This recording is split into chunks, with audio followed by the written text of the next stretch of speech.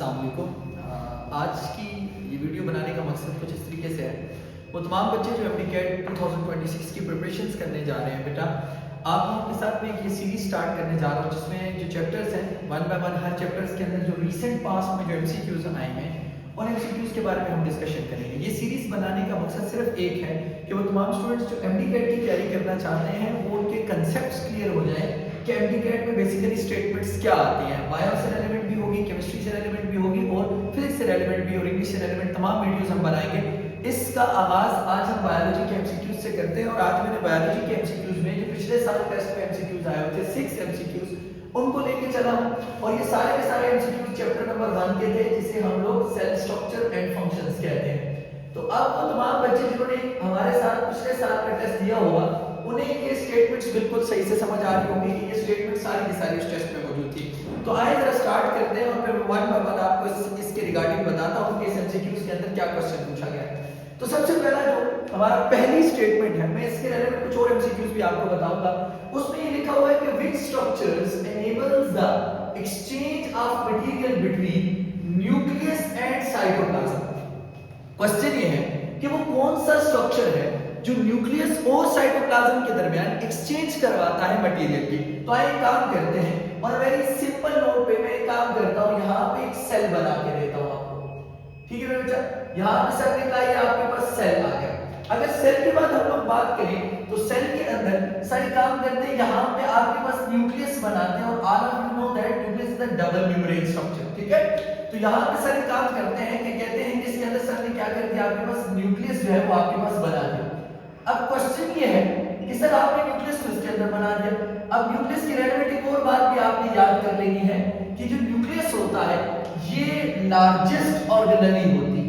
ठीक है, in plants sorry in animals की बात करते हैं एंड यंग प्लांट्स की बात करते हैं, लेकिन जो आपके पास मैच्योर प्लांट्स होते हैं, मैच्योर प्लांट सेल्स होते हैं, उनके अंदर वैक्यूल सबसे बड़ी होती है। तो न्यूक्लियस के साथ वैसे एक पॉइंट लिख लेते हैं कि 10 माइक्रोमीटर एज पर केपी सर ने बताया इसका साइज है। अब और से सुनिएगा, यहां पे अंदर वाले हिस्से को कहते हैं न्यूक्लियोप्लाज्म, बाहर वाले हिस्से को कहते हैं साइटोप्लाज्म। अब क्वेश्चन ये है कि इस न्यूक्लियोप्लाज्म और साइटोप्लाज्म के दरमियान जो एक्सचेंज ऑफ मटेरियल हो रहा है वो किसके थ्रू होता है। तो आपने याद रखना है यहां पे खास किस्म के पोर्स होते हैं जिन पोर्स को हम लोग न्यूक्लियोपोर्स कहते हैं। तो आपके पास अगर MD-CAT में क्वेश्चन था पिछले साल तो आपसे ये क्वेश्चन आ सकता है कि कौन सा मटेरियल जो एक्सचेंज करता है, तो वो न्यूक्लियोपोर्स है। ये न्यूक्लियोपोर्स बाहर से अंदर मटेरियल को आने देते हैं और अंदर से बाहर मटेरियल को जाने देते हैं।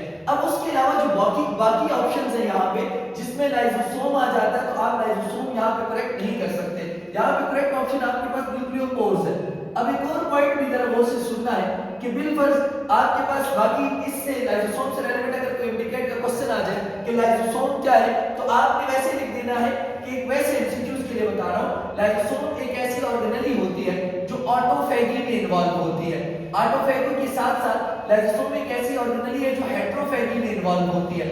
ऑटोफैगी का मतलब है अपनी सेल के अंदर नॉन फंक्शनल ऑर्गेनेलिज को खत्म करना, अपनी ऑर्गेनेलिज को, और हेटेरोफैगी का मतलब है कि बाहर से कुछ चीजें जो है वो आपके पास अगर बॉडी में आ रही हैं उनको आपके पास तोड़ना।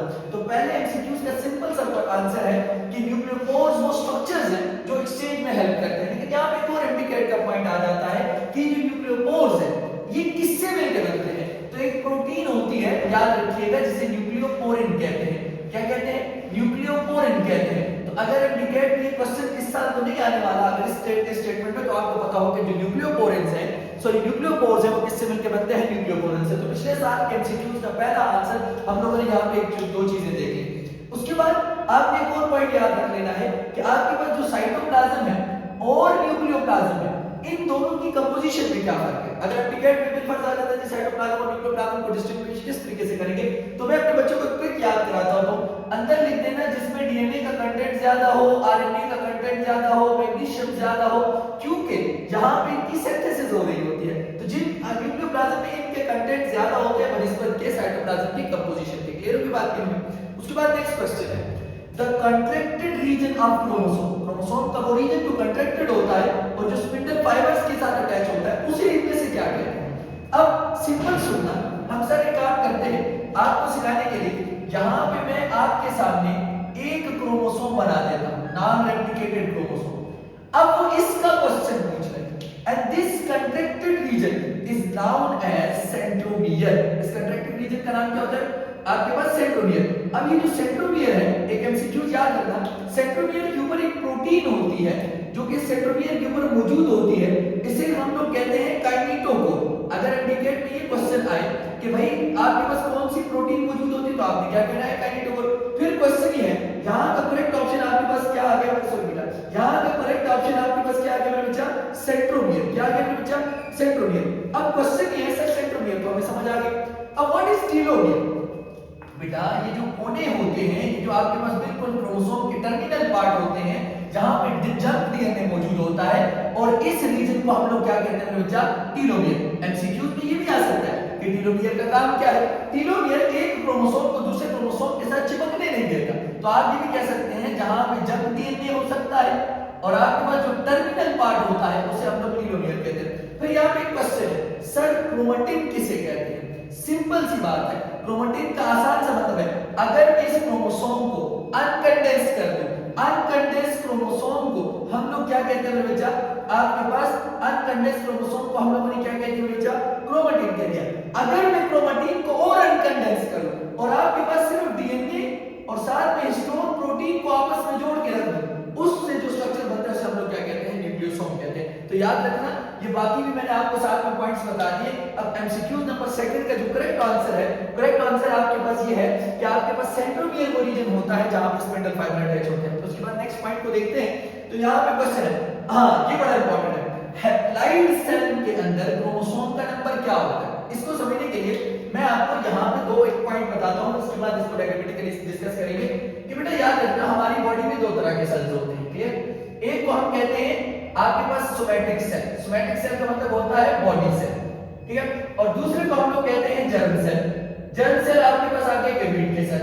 अब आपने याद रखना है, अब आपके पास सोमैटिक सेल से जर्म सेल में जाने में हमें मियोसिस का प्रोसेस ही इस्तेमाल करना पड़ता है। मियोसिस किसी चीज को आपको पता है हाफ इस पे क्रोमोसोम का नंबर हो जाता है। अब जरा गौर से सुनना है, यहां पे सर एक काम करते हैं, यहां पे सर एक क्रोमोसोम बनाते हैं, यहां पे सर ने ये भी फर्स्ट क्रोमोसोम्स है, इस क्रोमोसोम्स को हम लोग डिप्लॉइड कंडीशन कहते हैं। अब इसका हाफ मौजूद होता है कहां पे मेरा बच्चा? जर्म सेल्स के अंदर। तो सर ने कहा जब भी नॉर्मल बॉडी सेल में और जर्म सेल में फर्क क्या होगा? जो कुछ आपके पास यहां पे मौजूद होगा इसका हाफ कहां पे मौजूद होगा मेरा बच्चा? हाफ आपके पास जर्म सेल में होगा। इसे अगर डिप्लॉइड कहेंगे और हैप्लॉइड इसके हाफ को कहते हैं। तो यहां पे एक क्रोमोसोम है जिसे मोनोप्लॉइड कह सकते हैं। अब उसके बाद नेक्स्ट को देखते हैं। तो यहां पे क्वेश्चन ये है कि आपके पास the number of chromosome in haploid cells are half the number of chromosome in the body cell. जितने बॉडी सेल्स के अंदर क्रोमोसोम्स हैं उनके जो हाफ होते हैं उन्हें आप लोग क्या कहते हैं बच्चा? वो आपके पास कहां पे मौजूद होते हैं? आपके पास मौजूद होते हैं किसके अंदर? हैप्लॉइड सेल के अंदर। फिर एक और क्वेश्चन, गोल्जी बॉडीज के ये तमाम फंक्शंस हैं सिवाय किसके? सबसे पहले याद रखें जी ये प्रोटीन को तो प्रोसेस करता है। प्रोटीन को प्रोसेस करने के लिए इसे हम एसिटाइलेशन कहते हैं, यानी ये प्रोटीन की मॉडिफिकेशन के लिए एसिटाइलेशन कहते हैं। तो ये पहला काम भी करता है। प्लाज्मा मेम्ब्रेन की फॉर्मेशन कैसे करता है? ये गोल्जी वेसिकल्स जो इससे बनते हैं वो जाकर प्लाज्मा मेम्ब्रेन में ऐड होते हैं और प्लाज्मा मेम्ब्रेन की लेंथ को क्या करते हैं? आपके पास इंक्रीज कर देते हैं। उसके बाद लाइसोसोम भी बनाता है।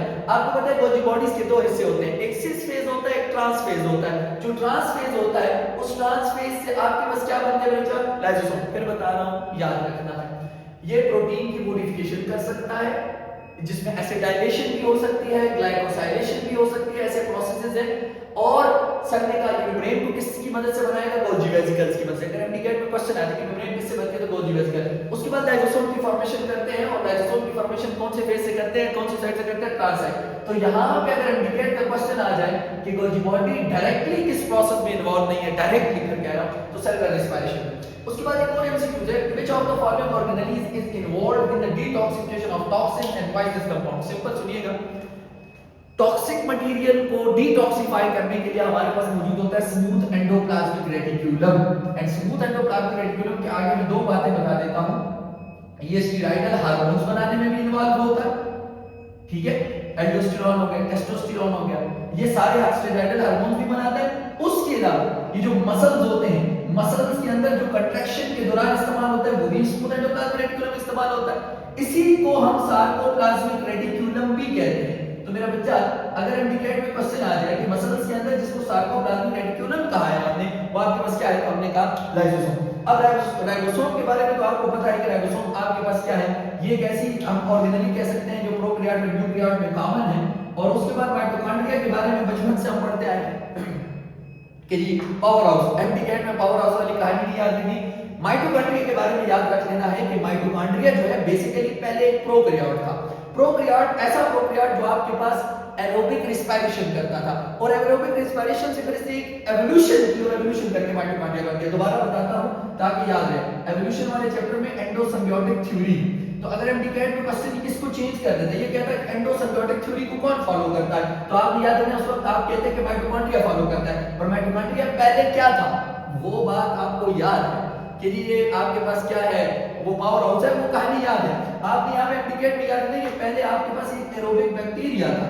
अगर हम लोग कहते हैं कि एरोबिक बैक्टीरिया था, और आपके पास अगर हम लोग इसको लेके चलते हैं, और आपके पास अगर सर कहते हैं कि यहाँ पे ये करता क्या था, ये आपके पास एंडोसिम्बियोटिक थ्योरी के जरिए क्या हुआ था मेरा बच्चा, आपके पास ओरिजिनेट हुआ था। क्लियर के बाद क्लियर, तो सर ने कहा कि ये आपके पास ये वाला पॉइंट यहाँ पे आ गया। उसके बाद हम एक और बात करते हैं कि यहाँ पे एज पर बुक पे how phospholipids molecules are arranged in the plasma membrane, simple बात है, ये तो आपको सारे टीचर्स ने पढ़ाया होगा कि आप अगर गौर से देखें तो हमारे पास यहाँ पे फॉस्फोलिपिड्स आ गए, क्या आ गए, यहाँ पे फॉस्फोलिपिड्स आ गए।